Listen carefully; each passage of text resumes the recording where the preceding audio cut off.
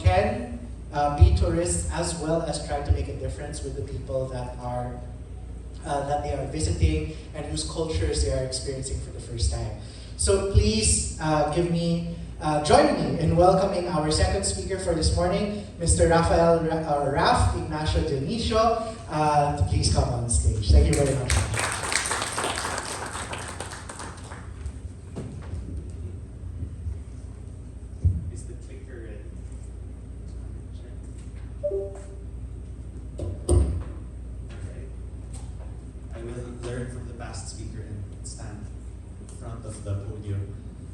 So good morning, everyone. I know this is an Agribusiness forum, so let me clarify. Our company's name is Make a Difference Travel, and just a short background. Our point was to do volunteer programs in different communities, mostly indigenous. We soon found that building toilets and houses don't matter as much as building their livelihoods.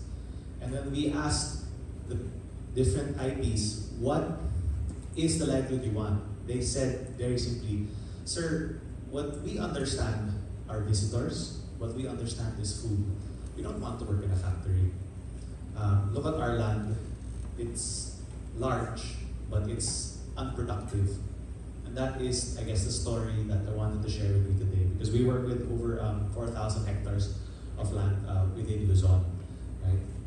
And the thesis would be transitioning from extractive to regenerative, because some of these sites are ex-mining sites, ex-logging sites, right? And we want to prove to them and prove to the world that you can make money while being good stewards of the land, right? So this is pretty much the thesis of the principles that we adhere to, where you've got a elder, Dumagat elder, talking to a large development company, a dam company, saying, we want the development, but development for us means taking care of the land and taking care of the water. And in fact, yesterday we were in Ipo watershed talking to the Dumagat, asking them, how do you want to move forward and earn while protecting this incredible watershed that gives us water? Knowing that there is no life on a dead planet. And I think having visited Israel, going on the Agri-Tech tours, it's very impressive what they've done with very little resources, and I hope that we can do the same here. So for our landscape in the Philippines, climate change is kicking our butts. We do have delayed harvests, right? We've got the fishing industry having to go deeper and deeper for less yield because it's hot and a lot of the corals are bleaching. And this one is the most surprising to me. The 60-degree heat index 2 years ago that slipped past national media, but I'm pretty sure it will come back soon. Right? 60. This year, 50 was the top. That was a few days ago in Los Baños, right? Climate change is really driving a lot of urgency for us. Some of our rice farmers have lost as much as 80% of their fields because of floods. It's changed the landscape forever. And the 4 storms last year simultaneously was record-breaking for us.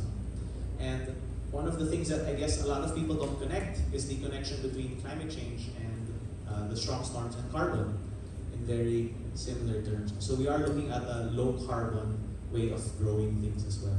So very quickly, for those who might not connect it, the sun warms the planet, our plants use it to grow. The earth reflects the excess heat naturally, but if we have carbon and carbon equivalents like methane, F-gases, that's from our freezers, air ponds, cars, then they act as mirrors, returning the heat to the land. So that's like a greenhouse, right? And unfortunately, that triggers more evaporation, stronger wind, and when there's more water that goes into the sky, it must come down at some point, which becomes, the 4 storms, right? This will happen again. I'm pretty sure, as we continue to put in a lot of carbon waste into the atmosphere. And why am I talking about this? Because the food industry around the world and in the Philippines is a significant contributor of that, right? The way we grow things and what we eat as well. It's funny here in the Philippines where I eat about half my plate is mostly vegetables. And it took a while to transition because it's expensive to find vegetables when you go to middle and upper class restaurants, right? The cheapest place is to go to the carinderias, but they're not always convenient or available in that sense. No? And so what you have is a country that's predominantly a meat eater, right? Especially if you're in the middle or upper class, right? So our context today is in the agroforestry sector. So we have lost more than 90% of our forest. I believe Israel has more forest than us, right? I saw your last stat, it was 7%. So I was like, oh, good for them. We were sold by Spain to the US in 1900 for $20 million, and the justification of the national government of the US then to their president was, Mr. President, the Philippines has soil that is healthier than any farm in California. It's in Luzon. And the country has lumber to last us generations. And so that's what happened. They did take it over generations. We unfortunately did not replant it. And although there were efforts to, many times when your large plantations owned by a political figure, you get politicized if you lose. Right? So that was part of the sad equation, which left us with less than 3% primary rainforest. So for us, it's removed the microclimate in many areas, and so we have no solution to El Nino. Some of the farmers we work with, only half their fields have plants because they're rationing water, and the soils cracked very deeply, and so you need more water today than you did 3 years ago to just get the same yield. No? We also fight wildfire, especially in some of our reforestation sites, which are on the drier western coast of the Philippines. So these two pictures below, these are actual pictures of our team fighting wildfire. Right? They're trying to protect the cashew and citrus agroforest we have now. Then of course, the rain is incredible, right? Floods galore. And what we're pushing for, especially in areas that are close to mountainous areas or watersheds, is that your best flood control is not the cement dam, but rather restoring a lot of trees in the mid and upland, right? And that's where agroforestry comes into play. So here, some of our rivers have lost as much as 75% of their water in the last 50 years. That's National Irrigation Authority data. It's probably gotten worse because of the heat. So this is the model that we're trying to push into the communities now, where we ask them, what mountain do you want behind you? Do you want the mountain that's like the box on the left, or the mountain that's like the box on the right? How do you want the water to behave in the mountains that you live by, right? And a large majority of Filipinos live at the foot of or in the middle of mountains. And so we hope that they're able to see that we do need to manage our landslides, floods, and also find a way to keep fresh water flowing even when the rain stops, so that we have our rivers and aquifers and waterfalls to continue, right? There is large amount of saltwater intrusion in the Philippines. As far as central Mindanao will already have salt, right? And for farmers, I learned from one of our other speakers today that some farmers will spend as much as 8-9 pesos per kilo extra for rice if they need to irrigate. So that is significant. So here, I've put it beside you. These are the golf course green mountains in many parts of the country, and these are the rarer, darker colored mountains in the Philippines. Right? So the community we work with is here, San Felipe Zambales. It's brown because it just burned. It burns every year. The burning starts as early as November and ends in May, depending on the weather, right? And so our goal at the start was to reforest with them, 4,000 hectares. And when we started with them in 2015, I met them 10 years ago, I didn't have a big amount of money or any large company backing me up. All I knew was that I could convince people to trek with me, have a good time, and possibly persuade them to plant a couple of trees, which is what we tried to do. So we set up an agroforestry tour called Tribes and Treks. Soon it won awards in Japan. It was featured in Lonely Planet. National government started to visit. Very simple. It's a hike through a volcanic ash valley.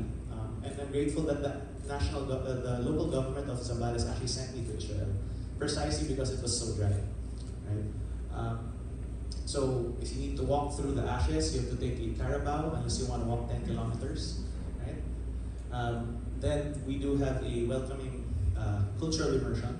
Right? They talk about their herbal medicines, right? And then we coach them on cooking and bringing out the best that they have to offer so that it's restaurant level, right? And then of course, dancing and planting, right?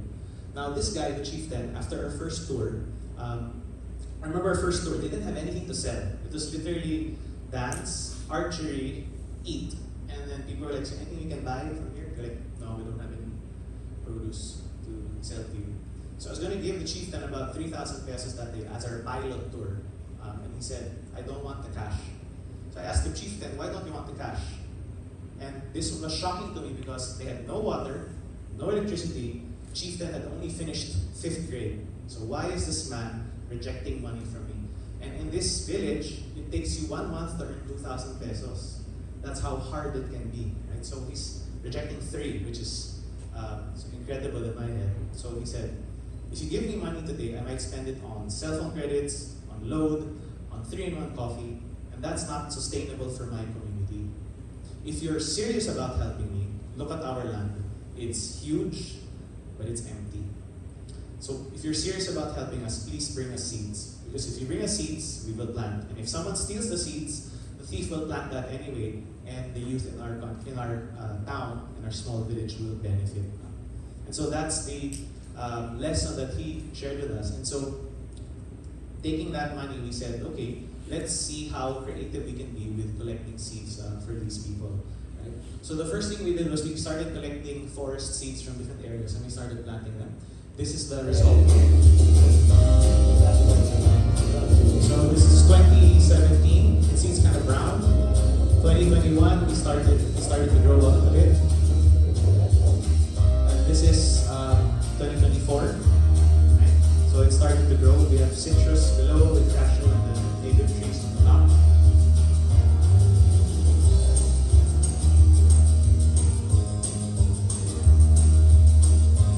And a lot of the funding for the agricultural input, the labor came from what we call farm tourism or volunteer tourism.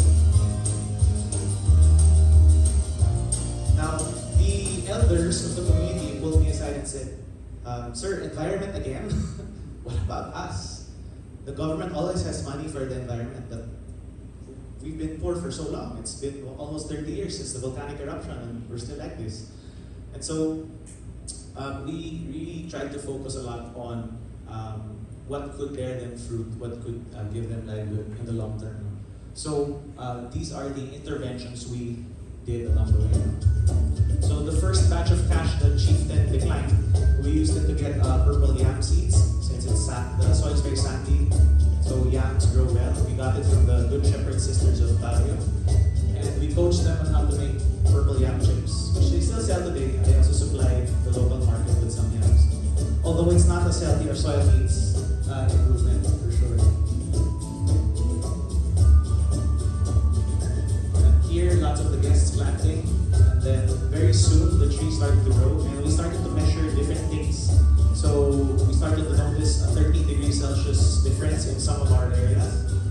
And where there are trees, there are flowers. Where there are flowers, there are insects. Some of these insects will be bees, and they started producing natural honey, which the community sells today, and we distribute here in the city. And then for some areas, we tried our crack at fruit trees beside the forest. So during COVID, we did our digital checks, and then today we've got papaya and citrus. But we are struggling with water at the moment. And then we also looked at bamboo. On my birthday in 2016, we made all our guests plant bamboo, and today they use it for handicrafts. Right? Bamboo stars. We're hoping to make bamboo toys out of it.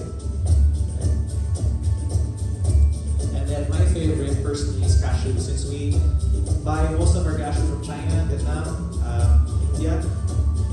We can produce it locally here, and it tolerates the heat very well in Zambales. And so we've amassed quite a bit of cashew. We have 30,000 trees right now growing. The oldest of them are 5 years old.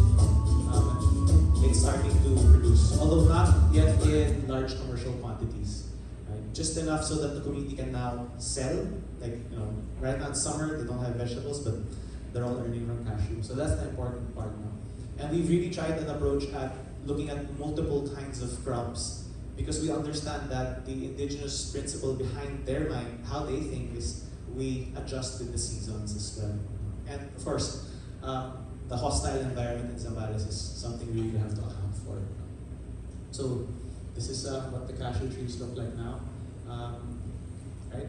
I mentioned that we faced wildfire now, and our tree count was supposed to be about 100,000 already, but we lost 20K within a 1-year span to wildfire because there's just so much hogwan grass, just grass burning everywhere now. And this is what the landscape looks like now.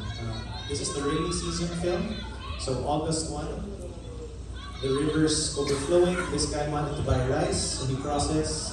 It's 8 to 10 feet deep. He's got his plastic bag in his hand. 6 months later, same river, look at the waters disappearing in it. This is a wildfire on an actual trip there. We had some guests, and then I like that. So the land is screaming for help, basically, right? And it's been happening more and more often. And it's also, the fires are getting closer to Pakistan. So when we looked at the grass, we asked ourselves, how do you prevent or put out fire when you're in a place with 10% of the rainwater of Mindanao, right? It's so dry in our area. And so what we found was that we could cook the grass or twigs and turn it into biochar. So we put it through a small pyrolysis chamber. This is the backyard version, right? Where we control the temperature, we control the air.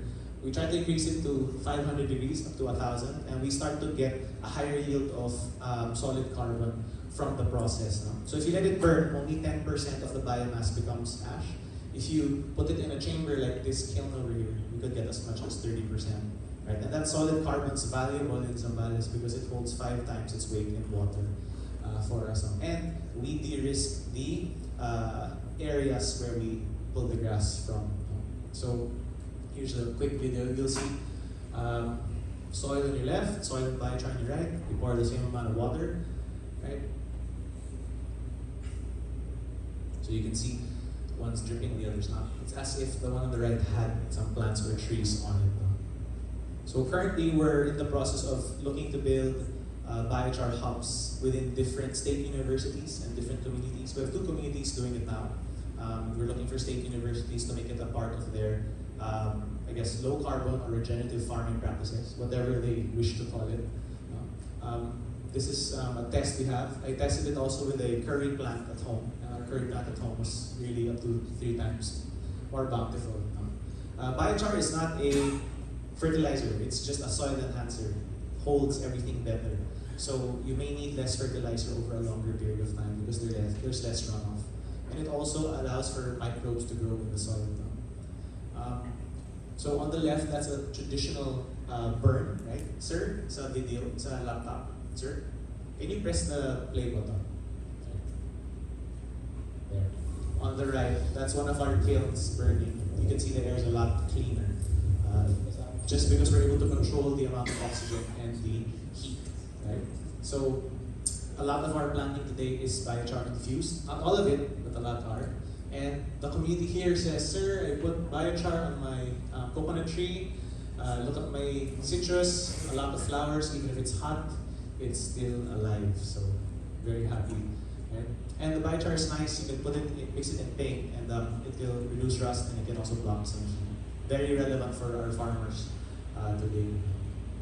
So what we're pushing for through an interesting channel of farm tourism or volunteer tourism is a mindset of understanding the environment better and trying to empower people and connecting them to indigenous communities because they do have a large chunk of our land, and if they can be empowered to produce even just 5% of their land, you could create a lot of wealth and a lot of food security in the country. Our long-term goals are to really grow these industries, coffee, honey, and herbal teas, right? There's also cacao that we're starting with.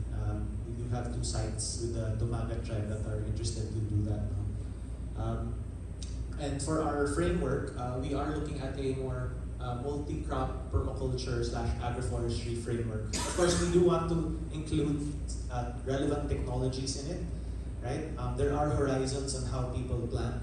We feel that the most applicable horizon that will insulate us from climate change will be the third one, right? Where we do have some shade for our trees because the heat is just intense. We're also, this is a picture of one of the sites we have. You can see all the trees here. Lots of slopes, and most of the places have slopes. So managing water is what we're testing today. We're building demo farms with certain community families so that it's easy for upland communities to copy it, right? And we're also applying some of these things, Google mounts, wherever possible. Once we're able to raise, we're hoping we can do more drip irrigation as well. This one's like, here we go. We're also trying to implement swales or rainwater harvesting wherever possible. That is one of the interesting dynamics that we can utilize. Now, we went through permaculture training in one farm in Bukidnon. And man, the way they harvested their water was very smart. They really let it go all the way around the farm to reduce their watering labor by half. So there. So we are looking to practice with the small farms using as much technology as possible, natural and technology and physical infra, and then we'll try to apply it to the larger plantations or the agroforests that we have. Because the initial 30,000 planted, that there was no, apart from a little biochar, there was no other intervention there, right? And so we know that it has to improve. These are some of the sites of the farms that we work with, right? Mostly in Antipolo, Norzagiray, Zambales, Bataan, and then we do also work with some in Batangas. Okay. So that's us. I'm Raf of Mad Travel, and hopefully soon we'll be able to rebrand to call ourselves Mad Earth because we feel this is a better representation of what we're trying to accomplish. So thank you, and I hope you guys Thank you so much, Raf. I first met Raf, how long ago? Before the pandemic already? 2017, yeah. And at that time, that was already just as you were starting the reforestation project there. So it took a few years, but with a little time and a little effort and a little help with one another, we can see how even just a little bit can make a huge difference. So let's give another round of applause to Raf. For what he's done. I hope this has shown the kind of inspiring efforts that we can undertake here in the Philippines with just a little